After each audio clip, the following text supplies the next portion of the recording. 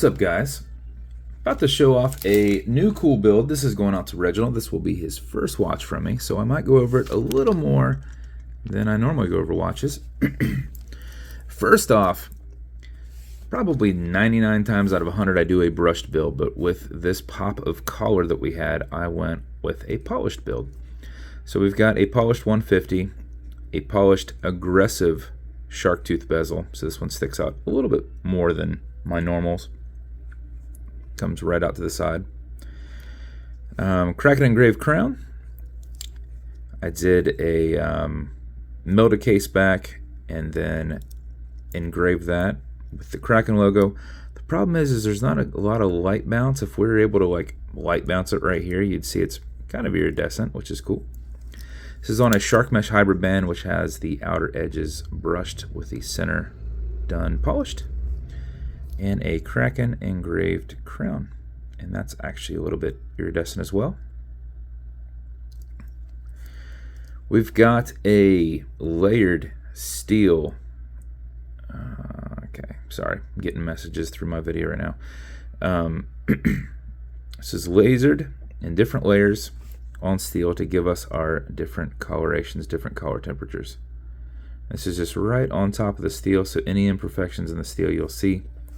So you can kind of see a few on his head in different spots. There you go. You can see him kind of through there, through the legs as well, and even the bezel insert. So did this in different layers, did this in different temperatures. So we've got nice blues and purples in here. We've got oranges with purples out here. Then on the dial itself, it's got some violet and purple in there. We've got some different shade of blue up here, different shade of purple down here. And then we've obviously got some coloration in the Kraken itself. And then I did a silver Ranger handset. What you can't see inside here is a gilded 2415 movement. It's one of, I think, 8 that I have left. Doesn't have an exhibition case back on this one, but there is a gilded movement in there, stainless steel movement holder, and a signed BBW rotor inside the case back. Bezels on these, Reginald, these are tension ring bezels. They do not click. You can go back, you can go forth with them. I bend the tension ring to where it's fairly tight, so you're not going to accidentally move this. I'm grabbing this to move it. So it should pretty much stay where it is unless you bump it on the side and kind of turn it. Now if you would scratch this, this is going to be like a Cape Cod cloth, something like that, you know, like you normally would on most watches. So don't bump it too hard. If you do bump this, you can brush this out. Just use light sandpaper or like the green side of a Scotch-Brite and just kind of brush it in, go in one direction. If you get into this, you are going to brush that from a polish. So just an FYI. But that is your build, sir. Lots of pop of color to it. Straight on, you can't really see it, which is kind of cool. You can obviously read it easily because of the coloration difference on the hands, but at an angle you'll really see that pop of difference there. This has a domed acrylic glass in it, so with domed acrylic you can scratch it, but inside this you're going to have some fine scratch remover, and you're going to have a microfiber for that. So if you would ever scratch the glass, you'd put a little bit of this on it, a tiny bit, not much. Just a tiny bit. It's like a poly watch. You're going to put it on there and you're going to buff it, kind of filling that scratch, going back and forth, and then hazing it. And just keep working back and forth, back and forth, back and forth, and then get it off. Don't use a lot because you don't want to get it pushed down into the sides. Some of it soaks into this, so like the less you use, the better. And then you just polish it off with a different section of this, and then wait, check it, see if you still see it. If you do, wait a little bit, let what you've put in there kind of solidify because you're kind of building that acrylic back up, you're filling that back in. Visit it again in like 20 minutes and do it again, and it should be gone. But I normally go over that at the very end, but thought since we're going over all parts of the watch and this is new to you, you'd see that. So this is an automatic mechanical, so you've got your rotor in the back. Same you know, as any automatic that you'd wear. If you're not going to be very active, don't just throw it on your wrist and go. You're going to want to wind it just a little bit. And how you do that is you undo the crown until you see and feel that it's gone off of the crown tubes here. When it's off that tube, you'll feel even a little bit of play here. You can wind, and a wind is a turn this way. Turning it towards you doesn't do anything, but it's a lot easier to do your finger spacing going back and forth. If you do this for 4 or 5 seconds before you put it on, even if you're not very active, that mixed with your rotor movement will keep your time throughout the day. If you do it for something closer to 15 seconds, you're going to max out your 31-hour plus power reserve on the watch. You can't overwind it, so you can wind all day if you like. When you're happy with your winding, you're going to pull it to the one and only click. You can now set your time.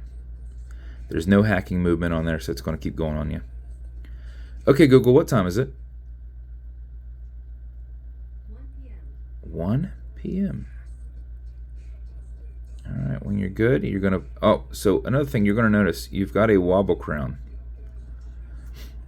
What this does is it deflects lateral pressure from going into the stem and into movement. So when you're, you know, going back and forth on it, you're not putting any adverse pressure on the movement. Also, with this clutch system, when you screw that back down, this isn't necessarily connected out here. So if you get any impact into your crown, it doesn't transfer it into your keyless works. So when you're good, just take it out of that time setting. You just push it over or tap it over, whatever you want to do, and then wind it down. And that is the build. Every one that you get from me, I've only done like 45 builds that are not on this platform. So those other 45, obviously they've got a different winding situation, but any other build you get from me, so long as it's not one of those, it's going to be the same thing. You're going to have a wobble crown. I like them. The other ones that are stiff, I'm always thinking there's something wrong. But I'm just so used to this setup. So that's the one thing people ask, like, oh, is something wrong with the crown? There's nothing wrong with the crown. Crown does what it's supposed to do. It's been doing it for 70 years flawlessly. And that's the build, man. So what you're going to get with this, you're going to get this microfiber. I usually use this for the watch cleaner that's going to come with it. But this will fingerprint pretty easily. So just an FYI, since it's not brushed. But I include glass cleaner. This is good on all glass and metal parts. So it's this watch as a whole, along with that microfiber. You're going to see that you're going to get matching beads with it. I know you're a beads guy, so if you want to make some cool beads too, go for it. The wife did some polished silver. We've got some copper in there, which goes decently with that orange. Because orange doesn't go with it. You're going to know like these a little bit better than I will probably, but probably lapis, something lapis related there. And then every once in a while some marbleized like purple in there. And then it's a double string. Is it a double string? Maybe it's a single string. Like a what, 0.7 millimeter string throughout there, stretch string. But I know you're a beads guy, so if you make some cool beads too, I understand. It's your, you know better. But we don't have anything that has that pop of color like that. But it goes nicely like that, easily. So matching beads are going to be in there. Your watch cleaner, your microfiber to go with that. You're going to have that fine scratch remover.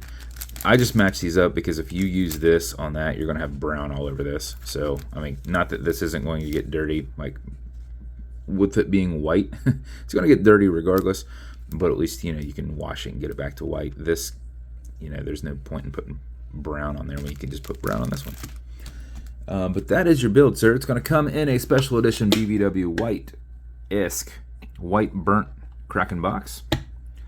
And thank you for your support, man. So I hope you love the watch. And for those watching, if you want me to build you something custom and unique, reach out and I'll see what I can do. And if you want to continue to see videos like this, like and subscribe as I put them up all the time. Thanks, guys.